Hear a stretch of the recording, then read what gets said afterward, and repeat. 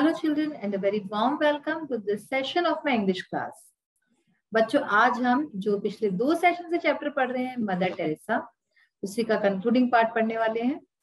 इस चैप्टर में हमने मदर टेरेसा की लाइफ से जुड़ी बहुत सारी इंपॉर्टेंट चीजों को पढ़ा है और बहुत प्रेरित करने वाली कहानी है उनकी। आज हम इसी चैप्टर से जुड़े कुछ एक्सरसाइज पार्ट को देखने वाले हैं। तो चलिए without wasting time let's read the exercise part of the chapter mother Teresa. So let's start with the glossary and notes of this chapter. We have read some new words in this chapter. इस chapter में हमने कुछ शब्द पढ़े हैं, नए शब्द हैं, आपके लिए डिफिकल्ट वर्ड्स होंगे, तो उन्हीं के वर्ड मीनिंग देखेंगे हम in English and in Hindi also. First word है slum. Slum is a noun word. A dirty area. Slum का मतलब होता है dirty area, गंदी बस्ती. Second word है dwellers. Dwellers जो है वो noun है. इसका मतलब होता है those who live somewhere, यानी कि निवासी, जो लोग कहीं पे रहते हैं, एक जगह के निवास करते हैं, उसको निवासी बोलते हैं dwellers. नेक्स्ट है goddess. Goddess is a noun. इसका मतलब होता है deity, देवी जिसको हम बोलते हैं हिंदी में. Next word is permission. It is again a noun. Permission का मतलब होता है कंसेंट. इंग्लिश में हम कंसेंट बोलते हैं, हिंदी में अनुमति, सहमति. ठीक है ना, आज्ञा लेते हो ना आप, आज्ञा, तो permission. Charity. Next word is charity. Charity is again a noun. Charity का मतलब होता है जेनेरोसिटी. इंग्लिश में हम बोलते हैं जेनेरोसिटी, हिंदी में उदारता, दान, जो दान दिया जाता है उसको चैरिटी बोलते हैं. और नेक्स्ट वर्ड है devoted. Devoted is a verb. ये एक वर्ब है, क्रिया का शब्द है. टू बी लॉयल यानी समर्पित होना. आपको बताया मैंने, शी वॉज डिवोटेड यानी कि वो समर्पित थी. Then the next word is handicapped. Handicapped is adjective. Handicapped person, हम ऐसे बोलते हैं ना, पर्सन इज अ नाउन, तो हैंडीकैप्ड यानी विशेषण हो गया, डिसेबल्ड, असहाय. ठीक है. फिर है मेडिटेशन. मेडिटेशन एक नाउन का शब्द है. इसका मतलब होता है डीप थिंकिंग, चिंतन. लेपर नाउन वर्ड है. One who suffers from leprosy.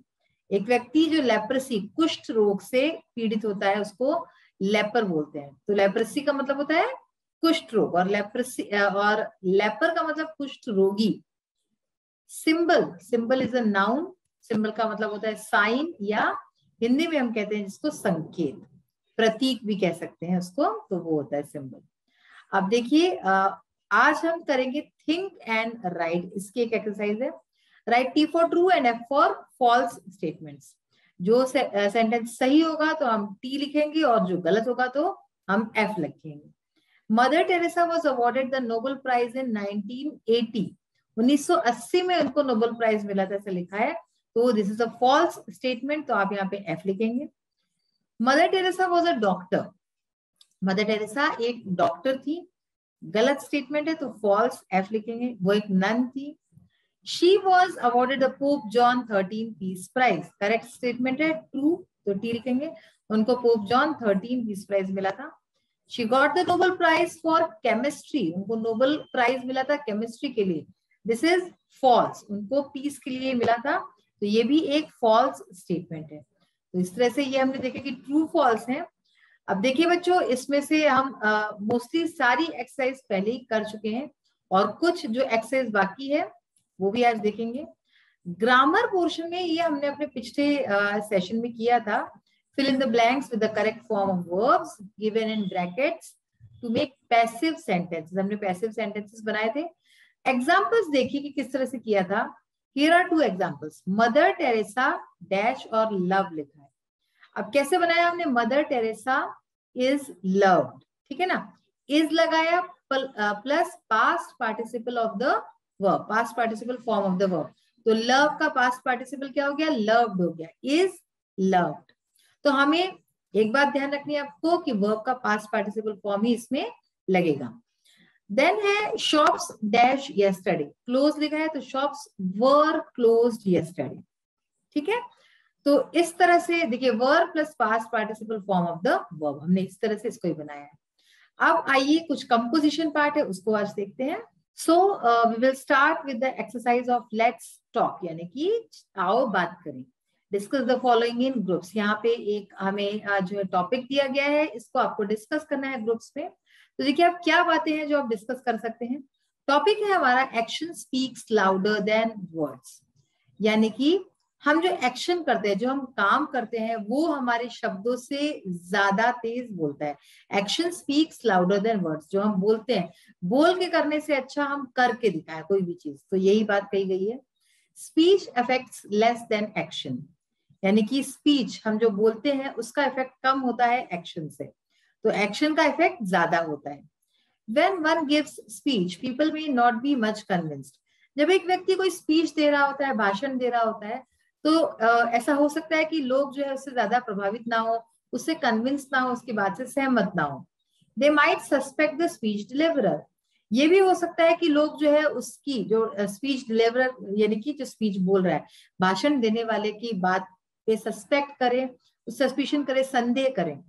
But when one acts his speech in action, लेकिन जब कोई व्यक्ति जो बोल रहा है उसी को करके दिखाता है, उसी को करे, देयर्स नो सस्पिशन, तो उस समय कोई भी संदेह नहीं बाकी रह जाता।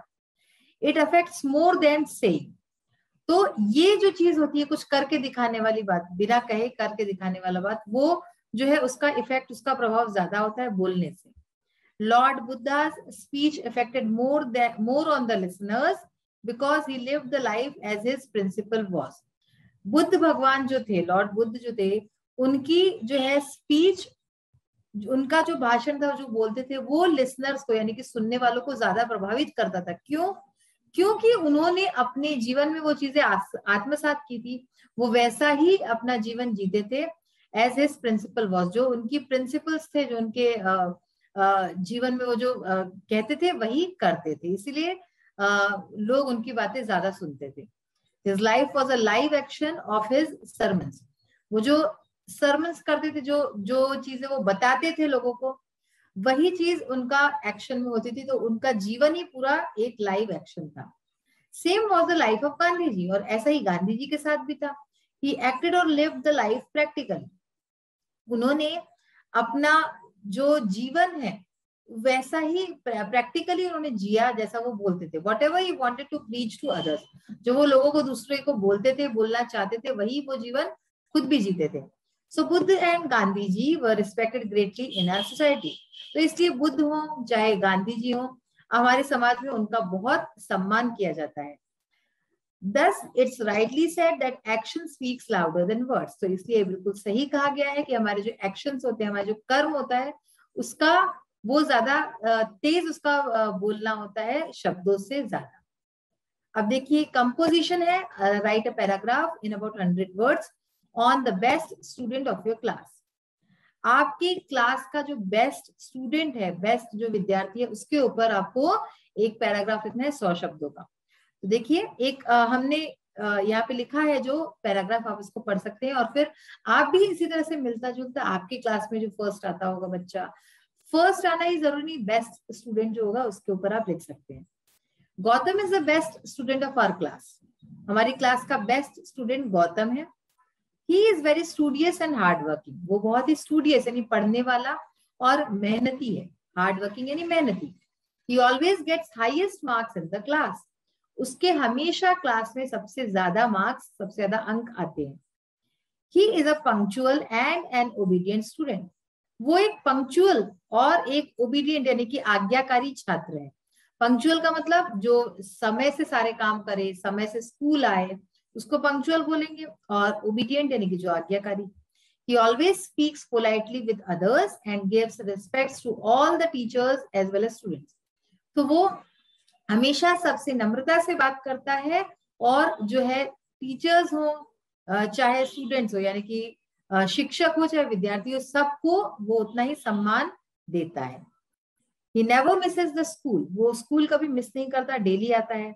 He is well organized in his life, अपने जीवन में वो well organized है, यानी सारे काम बहुत व्यवस्थित तरीके से करता है। He is a very good dancer also, वो एक बहुत अच्छा डांसर भी है।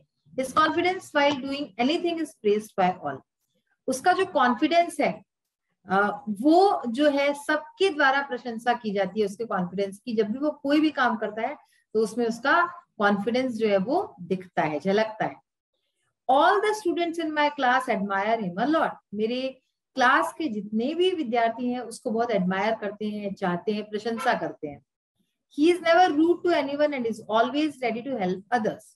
वो कभी भी किसी के साथ रूडली हार्शली बात नहीं करता, कठोरता से बोलता नहीं है, और जो है हमेशा सबकी मदद करने के लिए तैयार रहता है. We all love Gautam and he also loves all of us. हम सब गौतम से प्यार करते हैं और गौतम भी हम सबको बहुत प्यार करता है. तो इस तरह से ये एक पैराग्राफ है, आप भी इसी तरह से लिखने की कोशिश कीजिएगा. अब जो है ट्रांसलेशन पार्ट है हमारा. Translate the following sentences into English. कुछ सेंटेंसेस दिए हैं, इसको ट्रांसलेट करना है इंग्लिश में. देखिए फर्स्ट सेंटेंस है मदर टेरेसा विश्व की एक महान महिला थी. तो इसका क्या होगा? Mother Teresa was a great lady of the world. विश्व यानी कि वर्ल्ड, तो और महान महिला तो great lady. So mother Teresa was a great lady of the world. Next है हमें गरीबों की सेवा करनी चाहिए. तो क्या होगा इसका? We should serve the poor. ठीक है ना, सेवा यानी कि सर्व, और गरीब यानी poor. We should serve the poor. Next है प्यार ही जीवन है. बहुत ही सिंपल है. प्यार यानी क्या होता है? लव. Love is life. क्या होगा? Love is life. जीवन होता है हमारा लाइफ. पेड़ हमारे मित्र हैं. तो ट्रीज आर अवर फ्रेंड्स. मित्र किसको बोलते हैं हम? फ्रेंड्स को. तो trees are our friends. Next है हमें पेड़ बचाना चाहिए. तो इसका क्या होगा? We should save trees. बचाने को क्या बोलते हैं? सेव. तो वी शुड सेव ट्रीज. कर्म ही पूजा है. तो वर्क इज वर्शिप. आपने सुना होगा कई बार, work is worship. Next is Shri Dev एक आदर्श शिक्षक हैं. तो यहाँ पे श्री यानी कि हम मिस्टर, मिस्टर एंड मिसेस बोलते हैं इंग्लिश में. श्री और श्रीमती हिंदी में बोलते हैं. तो श्री देव एक आदर्श शिक्षक है. Mister Dev is an ideal teacher. And मैं अपने माता पिता की आज्ञा मानता हूँ. लास्ट है. तो इसका देखिए, आई ओबे माई पेरेंट्स. आज्ञा मानता हूँ. अब इसमें आपको लग रहा होगा कि इतना लंबा है. माता पिता को हम क्या बोलते हैं? पेरेंट्स बोलते हैं. आई ओबे माई पेरेंट्स. तो बच्चों आज जो है हमने चैप्टर पूरा पढ़ लिया था और आज इसकी एक्सरसाइज पार्ट भी फिनिश कर ली है. जितने भी कंपोजिशंस और राइटिंग पार्ट है इसको अच्छे से देखिए, समझिए और लर्न कीजिए बाय हार्ट. इसके साथ ही ट्रांसलेशंस भी बहुत इंपॉर्टेंट होते हैं, इनको भी पढ़ के अच्छे से लर्न कीजिएगा. मैं उम्मीद करती हूँ कि ये सारा चीज पढ़ने के बाद आपको 100% अच्छे मार्क्स आएंगे अगर आपने दिल लगा के पढ़ा है. तो इसी नोट पे आज का सेशन यही फिनिश करती हूँ. नेक्स्ट सेशन में नए चैप्टर के साथ फिर से हाजिर हो जाऊंगी. तब तक आप लोग भी अपना ध्यान रखिए, अपने मम्मी पापा का ख्याल रखिए और सोसाइटी में भी अच्छी अच्छी बातें फैलाइए. तो इसी नोट के साथ आज का सेशन फिनिश करती हूँ. We will meet in the next session soon. Till then, bye. Have a nice day. Thank you.